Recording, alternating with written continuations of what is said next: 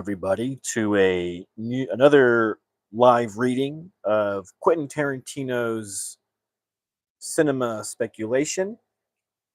We've arrived to section 10, I would say about halfway through the book, and it is titled Daisy Miller. And you can always catch the other reads that I've done on my channel on the live section, or go to my playlist called Collection of Books I Read for Free. This is for educational purposes. My channel is not monetized. I love to read all kinds of different subject matters, and you know, I've read probably now about 22 or 23 books live, which is pretty impressive. I'm gonna wait around for a minute, see who shows up before I get started. Just gonna wait for a second.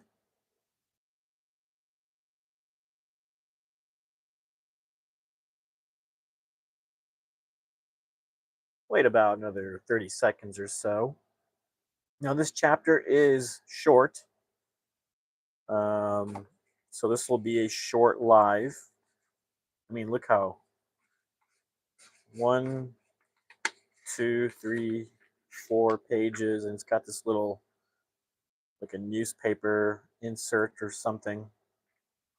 So, like I said before we get started, I'm just going to wait another few seconds here, and then we'll get started. Want to thank those who joined me. Shout out to Rodolfo, who's been on every live. Pretty impressive.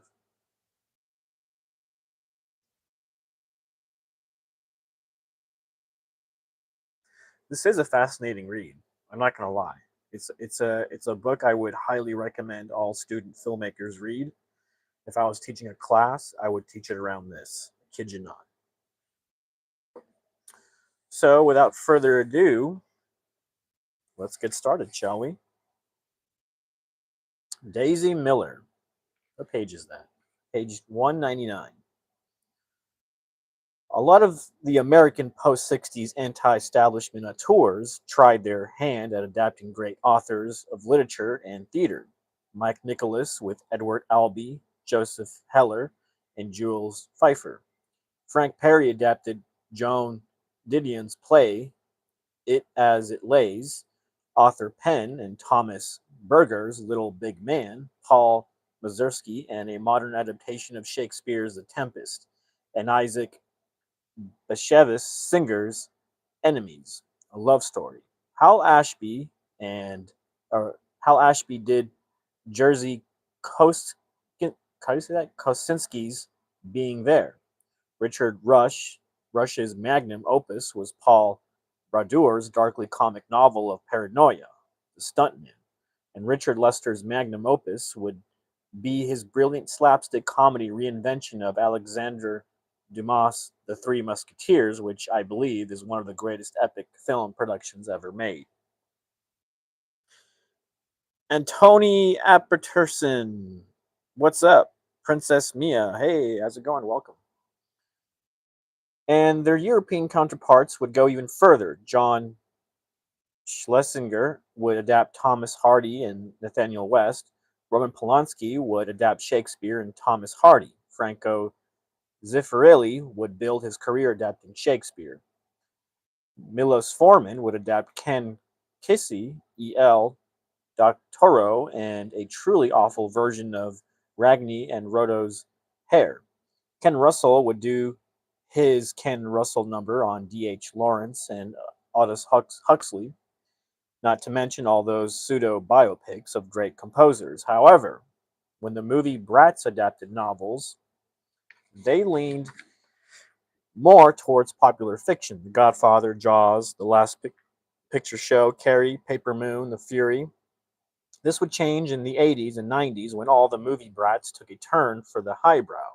Scorsese would adapt Edith Wharton, Spielberg would adapt J.G. Ballard, and Alice Walker. Coppola would tackle Bram Stoker's most famous creation. Paul Schrader would adapt Mishima and direct Harold Pinter, and De Palma would fall on his face and never really get back up again after fucking up Ton Wolfe. But back in the 70s, the only one of them to straight up tackle classic literature was Peter Bogdanovich's adaptation of Henry James' Daisy Miller. Yes, I'm aware that Michael Pye doesn't count Bogdanovich as a movie brat, but I do. What sets Bogdanovich's adaptation apart from Far From the Madding Crowd, or Tess, or the Europeans, or The Age of Innocence, or the whole masterpiece theater vibe of most classic literary film adaptations is the director's approach. He tries to turn the first half of the film into a comedy. Bogdanovich's Daisy Miller goes for the what is that? Archives, a rapid fire pace or overlapping Hoxinian comedy rhythm to the dialogue. Does that just mean he has the characters talking fast? Yes. But Peter had a facility with overlapping non improvised comedic dialogue like none of his peers. It would be till Bob Clark in his Porky's movie showed such a similar talent. But admittedly, the film starts off a little bizarre. The tone of the opening scene between Barry Brown's Winterbourne and Daisy's 9-year-old brother, Randolph James McMurdy, is a little off putting. You see what Peter is trying to accomplish, but you're not sure it's going to work. Hello, S3 Amos. How's it going? Rodolfo is present. Welcome to the class, as usual. I appreciate it. But the film gains power as it progresses and builds to a gut punch ending. Bogdanovich's film is very funny, yet it leaves a viewer profoundly sad as you watch the final credits fade up. Peter made a film like the breezy and entertaining literary classics adaptations that came out of Hollywood in the 30s and 40s. Garber's Anna Karenina and Camille, Charles Lawton's The Hunchback of Notre Dame, Ronald Colman's A Tale of Two Cities, Laurence Olivier's Wuthering Heights. Peter tackled the material similarly to the way he imagines his hero, Howard Hawks, might tackle the assignment in the 40s. Though there is a level of pornographic beauty that would have completely eluded Hawks. Peter even made it for the same reason Hawks would have probably made it, not because he's overly reverential to Henry James' source material, but because Henry James' source material offered a great star vehicle for Sybil Shepherd. You can imagine Hawks doing it with Francis Farmer. It's true that Bogdanovich did overestimate Sybil Shepherd's talents, but one of the talents she did possess was a facility with both rapid paced comedic Hawksian dialogue, shown off to good effect in both Daisy Miller and the non singing scenes and At Long Last Love, as well as her scenes with Albert Brooks in Taxi Driver and even Pastor Silver Bears, leading to her spectacular 80s comeback on the smash hit TV show Moonlighting. Shepard is completely convincing as Daisy Miller, but not convincing like a classic actress playing the role, which is what we're accustomed to seeing when we usually watch classic literature dramatized. Olivia de Havilland in The Harris by Bogdanovich, turning the whole story into one that turns on fast paced comic repartee. He leans the material into Shepard's strengths. But it seems that Bogdanovich also went for a duality of character and actresses. Like the cheeky innocent Daisy is in over her head in high society expatriate Rome, Sybil is over her head in the lavish period production. But Shepard, like Miller, rises to the occasion. Shepard shares with Miller her delight in slight inappropriateness, her sarcastic sense of humor, and her ability to manipulate men to act out her whims. She also possesses Daisy's American fuck you, Jack rebellious streak, what used to be called moxie. It's that fuck you, Jack quality that makes Daisy reject Miss Walker's, Eileen Brennan, demand to fall in line and get in her society coach. It's a decision that effectively ends Daisy's life in English expatriate Roman high society and ultimately leads to her death.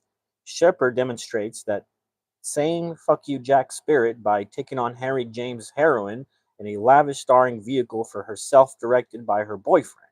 Both Miller and Shepard share a consequence be damned moxie, but where that moxie in Daisy leads to tragedy, Shepard, after a settling in period during the first 15 minutes, grows into the role. Even Pauline Kael had to begrudgingly admit that, something you could never imagine Kael doing for other of Shepard's ilk like Ally McGraw or Candice Bergen. In Bogdanovich's telling, Daisy's fate is sudden, and we have an emotional reaction to both its abruptness and callousness. And that reaction is earned by Sybil Shepherd's affinity with Daisy Miller. The ending leaves you shocked and sad at its conclusion over the fate of a character you're never really sure you liked. The conclusion also contains a real life resonance, and that's the sad fate of the film's male lead, Barry Brown, playing the American Frederick Winterbourne, who chases after Daisy and tells her story to us. Barry Brown was a young actor who emerged in the late 60s and early 70s, popping up on the Mod Squad in Ironside and small parts in movies like Philip Kaufman's The Great Northfield, Minnesota Raid. He was also, along with Jeff Bridges and Rob Reiner, one of the Frady Cat white kids bussed to the scary black high school in Paul Bogart's Halls of Anger. He was an Andrew Prine type of leading man, skinny, handsome, sensitive, and soft, a male ingenue. Brown was also, surprisingly enough, a genre film scholar who wrote regularly for the horror film magazines Castle of Frankenstein, the Fangoria of the late 60s and early 70s, and Magic Theater, including in Castle of Frankenstein issue number 10, a wonderful piece that chronicles Bela Lugosi's descent into morphine addiction. But in 1972, Bonnie and Clyde screenwriter Robert Benton made his directorial debut with the Western Bad Company, and he cast Barry Brown opposite Jeff Bridges as the film's two leads. Brown and Bridges proved a great team. Bridges, all raw boned American farm boy masculinity, and Brown, his sensitive and intellectual opposite number. Then Bogdanovich cast him as Winterbourne and Daisy Miller, the film's real lead and our witness to Daisy's comings and goings. It probably didn't hurt that Brown resembled Bogdanovich. Peter had his problems with Brown, mostly due to alcohol, but no matter, it's still one of the finest performances in all of Bogdanovich's filmography. Sybil Shepherd's biggest hurdle in the film is in this period piece, fighting against her natural modernness, but in the story, that's not the worst thing, because in the world that Daisy tries to cavort in, she's considered outlandishly modern. But Barry Brown, along with Eileen Brennan, is the most era appropriate actor in the film. He enters the movie like he stepped out of a Chagall painting to start the story, a painting he will return to once the story is over. We watch Daisy yank Winterbourne's leash, and we watch him hop. We watch him try breathlessly to keep up with Daisy and never quite succeed. We watch him be enchanted by her liberated spirit till he's not. And then we watch him betray her. And it's only in that final shot that the loss and the cost of that betrayal is felt by us and Winterbourne, all left devastated by it. What did it all mean? What was Daisy to him, and what will she be? Will she just turn into a story he tells? How will Daisy fare in that story? Who will Winterbourne be in that story? Is Winterbourne the only one, save her mother and little brother, to care enough to tell Daisy's story? The question that Barry Brown's performance asks the audience to contemplate is, will Winterbourne be haunted by his encounter with Daisy Miller, or will her memory become insignificant over time? After Daisy Miller, Brown never received another lead in studio movies, but he is the lead of a tremendously entertaining spy thriller directed by the underrated Robert Butler titled The Ultimate Thrill. For the most part, Brown returned to television in the late 70s, doing guest shots on TV programs like Police Woman and Barnaby Jones. though he did have a good part in Joe Dante's seminal Jaws ripoff for New World Pictures' Piranha. Then, the year of that film's release, at the age of 27, Barry Brown took his own life. Wow. Turning all of us who like Barry Brown when we watched the end of Daisy Miller into Winterborn. Who was Barry Brown? What did it all mean? Am I the only one who remembers Barry Brown? Am I enough? So there's a insert here of uh, Lugosi. What's his name? Bailey Lugosi. It says by Barry Brown. One of the last pictures ever taken of Bela Lugosi. There he is. 1882, 1956. The true facts behind Lugosi's tragic drug addiction. I'm not sure if I can read all that. I'll try. Bela Lugosi's death from a heart attack 10 years ago on August 16, 1956 did not come as an overwhelming surprise, but rather as an inevitable eclaircissement of a tragic 20-year siege of narcotics. In 1957, a film titled Hateful of Rain was released. In its early stages, it had been an actor studio improvisation project which was developed and expanded by playwright Michael Gazzo. Johnny Pope, Don Murray, is a GI who was treated with morphine to relieve intense pain gained from battle wounds. After discharge, he discovered that due to his dependence on morphine, he has become an addict. The remainder of the film deals with the struggles to combat this addiction and closes with Pope's entrance into a hospital. This dramatization was not unlike the voluptuous non-fictionalization of Bela Lugosi. Lugosi's struggle lasted a third of his lifetime and climaxed with a moderately triumphant return to prominence. In 1935, while working at MGM on Mark of the Vampire, Lugosi began receiving doses of morphine under legal medical attention to relieve what he later described as shooting pains in my legs. When he was refused additional treatments of the drug, Lugosi established underworld sources for obtaining the narcotic. He developed a strong habit during the following 3 years. I knew after a time it was getting out of control, recalled Lugosi during a 1955 interview with a Los Angeles Times reporter. In 1938, Lugosi took a trip to England where he heard of a drug less harmful than morphine. The new drug Lugosi found was methadone, short for methylene hydrochloride, a white powder stimulant very similar to morphine in its effect. Today, methadone is widely used in withdrawal cures by such treatment clinics as the Lexington Addiction Research Center. Administered in small doses exclusively, it can ease the painful symptoms of withdrawal.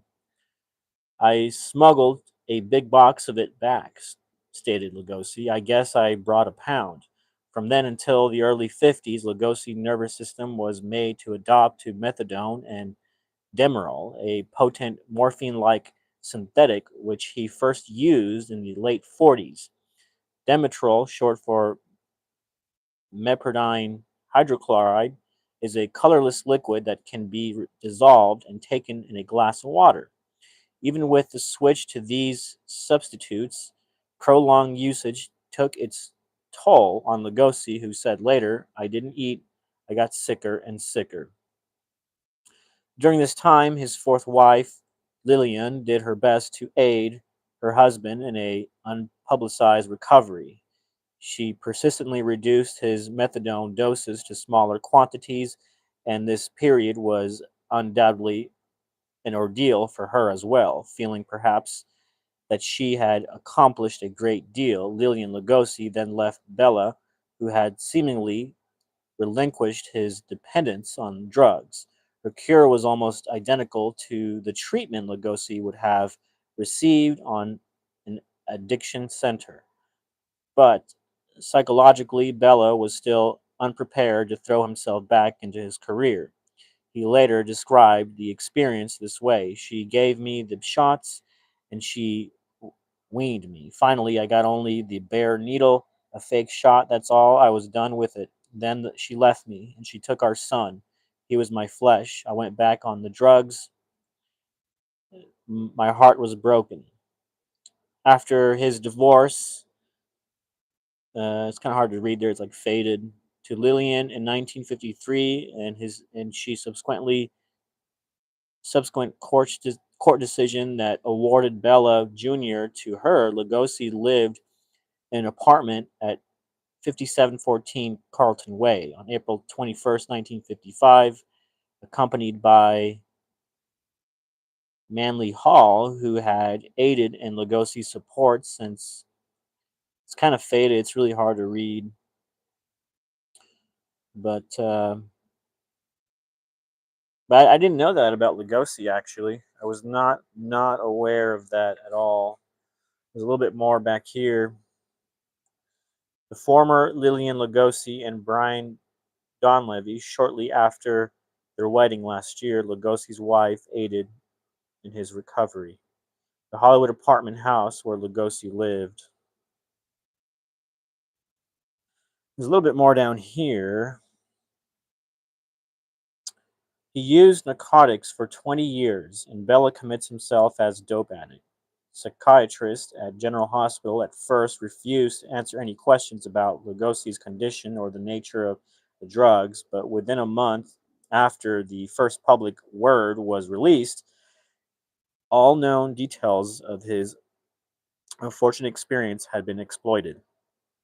Lugosi's professionalism and strong will prevailed throughout his tragedy, however, and on August 2nd, 1955, he passed a staff health examination. On Friday, August 5, 1955, after spending 105 days in the hospital, he was released. In an interview with Newsweek, Lugosi stated that his rehabilitation was the greatest thing that ever happened to me. 15 days later, he began work on United Artists' Black Sheep.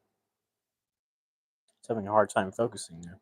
Along with Basil Rathbone, Lan Chaney Jr., Akin Tamaroff, John Carradine, and Tor Johnson, Johnson appeared with Lugosi in all the films of his post-narcotics career. 7 days after beginning Black Sheep on April 24th, 1955, Lugosi married his fifth wife, Hope Liniger, a clerk in a film studio editing department who had been a fan correspondent of Lugosi since the 30s. They moved to an apartment at 5620 Harold Way, which lies between Hollywood Boulevard and Sunset Boulevard in Hollywood. The 73-year-old actor was completely recovered, though old age was now seriously hampering him. He was deaf in one ear and suffered from arthritis. Nevertheless, he starred in Banner Productions' low-budget Bride of the Monster, released in February of 1956. It also featured a gorilla and Tor Johnson. Not much later, Lugosi accepted a supporting role in what was to become his last film, Plan 9 from Outer Space. I remember that one. And that's supposed to be like the worst movie ever made. The stars were Tom Keene, 1896, 1963, Gregory Wolkoff, Vampira, and of course, Tor Johnson. Lugosi played a scientist in contact with outer space invaders who entered the bodies of deceased Earth citizens. The film was not released until May. Oh, focus. July until what is it? Film was not released until July of 1959.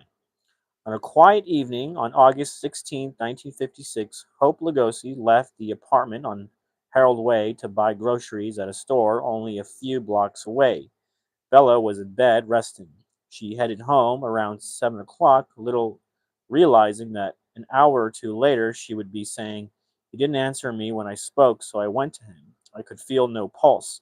Apparently, he must have died a very short time before I arrived. He was just terrified of death. Toward the end, he was very wary, but he was still afraid of death. 3 nights before he died, he was sitting on the edge of the bed. I asked him if he were still afraid to die. He told me that he was. I did my best to comfort him, but you might as well save your breath with people like that. They're still going to be afraid of death. Bela Lugosi, filmdom's disdain but beloved Dracula, had died a heart attack approximately 6:45 p.m. He was buried 2 days later at lot 120 in the Grotto section of Holy Cross Cemetery. Lugosi's career was filled with ephemeral film plots, which all sprang from his one ethereal characterization, a cinema milestone, Dracula. He died without achieving his greatest wish, to be acknowledged and revered for his dramatic talent, like the fatalistic suicide of Marilyn Monroe, Lugosi's tragic pilgrimage, though the dreary drug Warlow once again proved Hollywood's misuse of true talent. Barry Brown. Yeah, I recall. The Ed Wood movie. Yeah, yeah. Kind of gives me an idea for a short film. Actually, it's a very almost every movie at the end of the day is, they say there's what, like 3 or 4 or 5 stories at the end of the day, and a lot of them have to do with death and facing death and the fear of death. And it kind of gave me a short film idea to maybe do a little short film about Lugosi's last, you know, little days, fearing death and sitting on his bed. It'd be interesting. Anyways, that's it. Tomorrow we'll start bum bum bum Taxi Driver. I'm pretty excited. It's actually a really big, beefy chapter. It's gonna take a lot to read, but you know, Taxi Driver is Taxi Driver. You know what I'm saying? That's like one of those movies that will forever ring throughout cinema history. As one of the best movies. Um, so yeah, I'm excited for that. We'll start this tomorrow, 9 p.m. Central, as always. I'll go live and start reading. Sorry that was short. That was a short one. I'm not gonna lie. It's kind of an interesting little insert of Lugosi there. Almost came out of nowhere. I mean, he does mention him here, but that's pretty interesting. I guess the connection is Barry Brown, who wrote it. So that's it with that. I've never seen this movie. I should probably try to find it and give it a shot, see what it's all about. But yeah, section 11, Taxi Driver. Then after that, all we have is like 6 or 7 more sections to go. And then we're done with the book. What is this? Page 212. Look at that. Page 212. All right, I'm going to bookmark it here. And tomorrow we'll pick up there. 9 p.m. Oh, tomorrow I have an audition for a student film at 6:40. So I'm actually looking forward to that. But I'll be back to read a chapter tomorrow. I've never heard of Daisy Miller. I gotta check it out. I gotta check it out. I wonder if I can find it on Tubi or something like that. But anyways, yeah, that was a short chapter. I would read another one, but Taxi Driver is so long and it's a big chunk. Yeah, I have an audition, but it's a student film at a place called ORU, Oral Roberts University. It's funny, I auditioned last year and I didn't get anything, but I'm gonna go in positive and do my best and hope that I get a part. It'll be a lot of fun. Anyways, yeah. Guess that's it. Finishing so early, but okay. Well, that's it. I'll let everybody go and everybody have a good night. And hopefully, I'll be seeing you tomorrow for section 11, Taxi Driver from Quentin Tarantino's Cinema Speculation. Amazing book. If I was a teacher, I would definitely be teaching this to my class. Anyways, everybody have a good night. Thank you, Rodolfo. Good night. Good night. And everybody else, have a good night, and I'll be seeing you on the next one.